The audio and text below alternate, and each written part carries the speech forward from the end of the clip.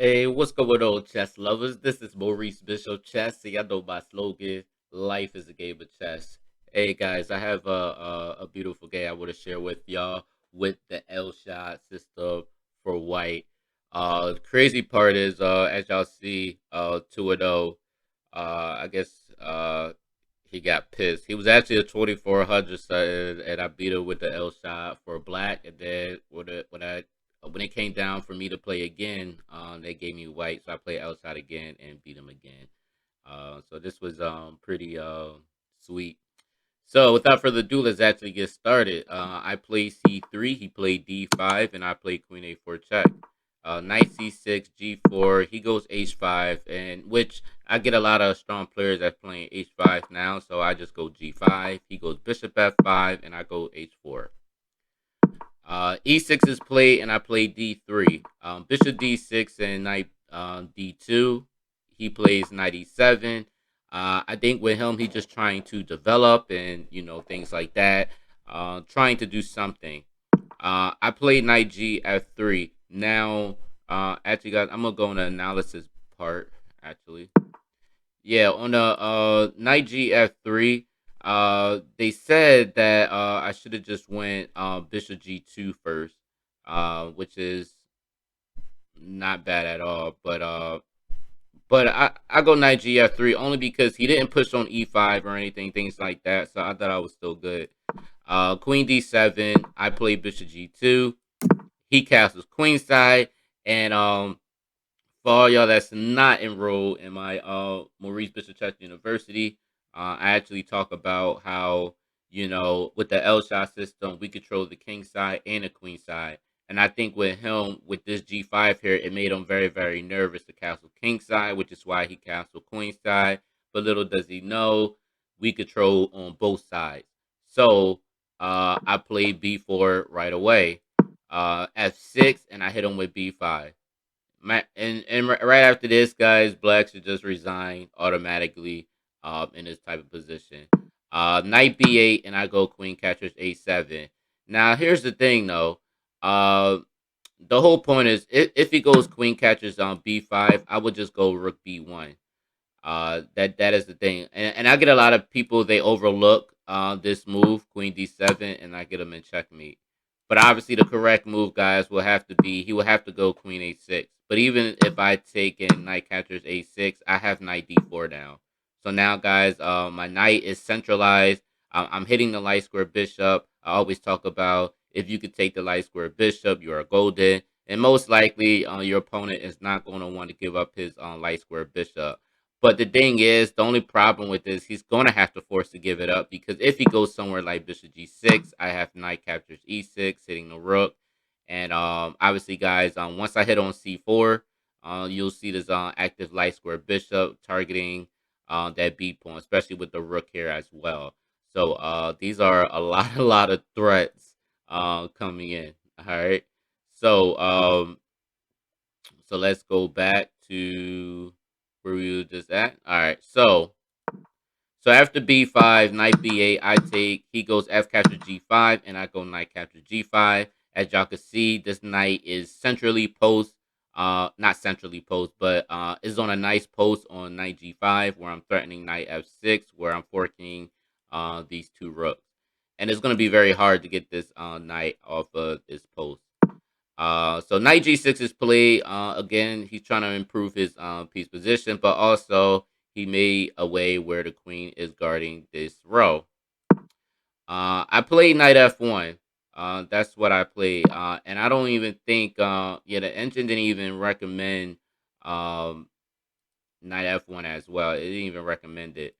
The thing is, the engine was pretty much trying to say that I needed to go somewhere like rook b1 or a4 to guard this pawn. In which, guys, when you have a pawn on b5, you really don't want to give up the pawn on b5. So that's one of the rules. Like you don't want to give it up unless you really have like a very very strong attack.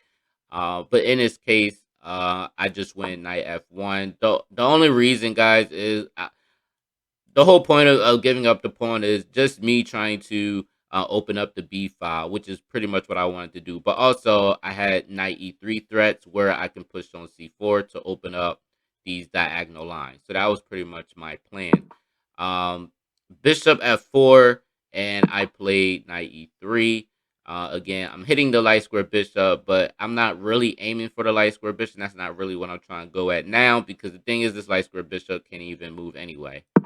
Rook f8, and I hit him with the move c4. Obviously, guys, if he decides to take this, you already know I could take with the queen or with the bishop, and this is just checkmate, which is just very, very nasty.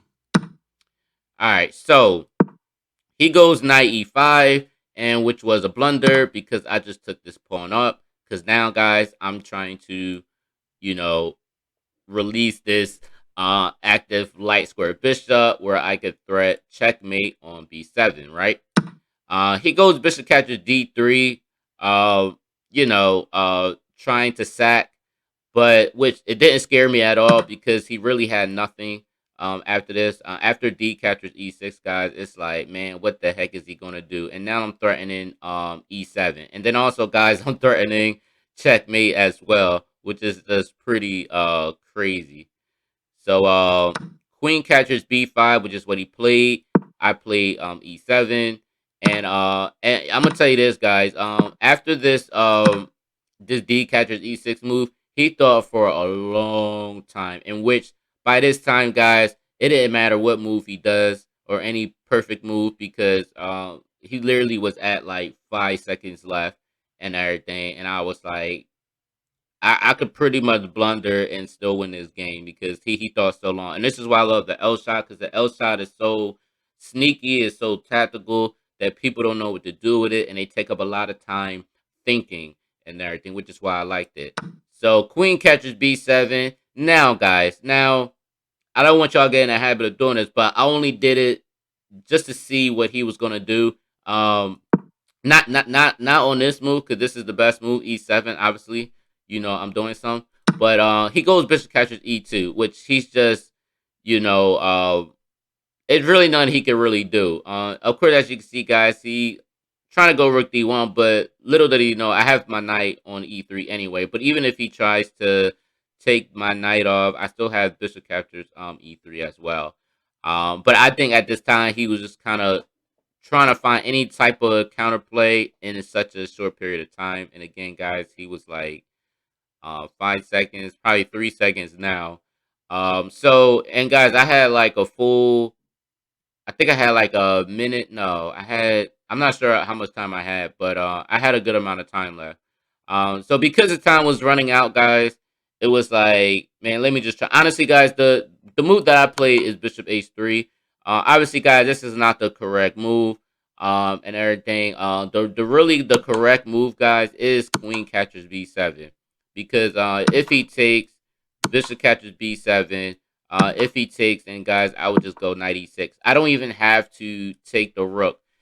Even if he decides to save his bishop, now I could take the rook with a check, and then I'm about to win another rook, in which that will be a queen.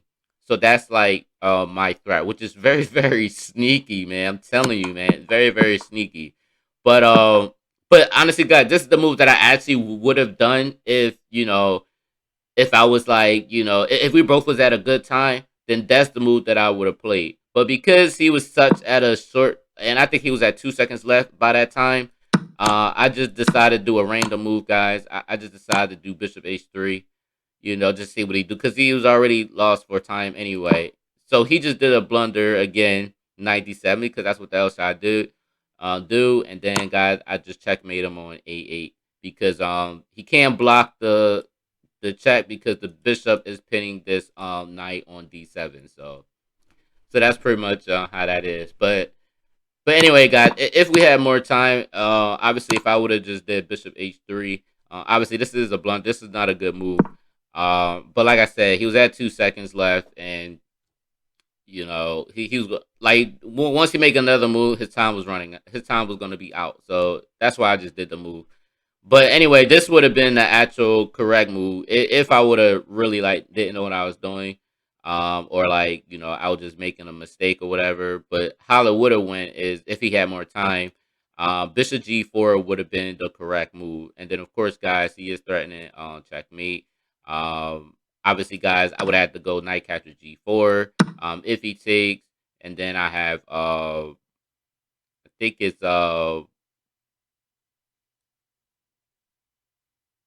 yeah, I think it's bishop captures. Yeah, bishop captures F4, knight D3, king F1, knight captures, and then king G1.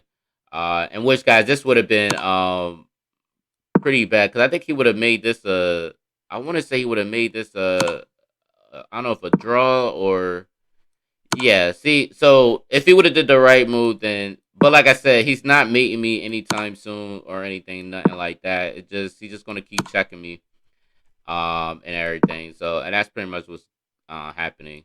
But yeah, but if he would have had more time, then yeah, he would have had the advantage. But I just did it just because, like I said, he was losing on time. But anyway, guys, I actually hope you actually enjoyed this video. Make sure you like, share, comment. Let me know what you think, and also, guys, don't forget to hit the subscribe button. All right, guys, peace.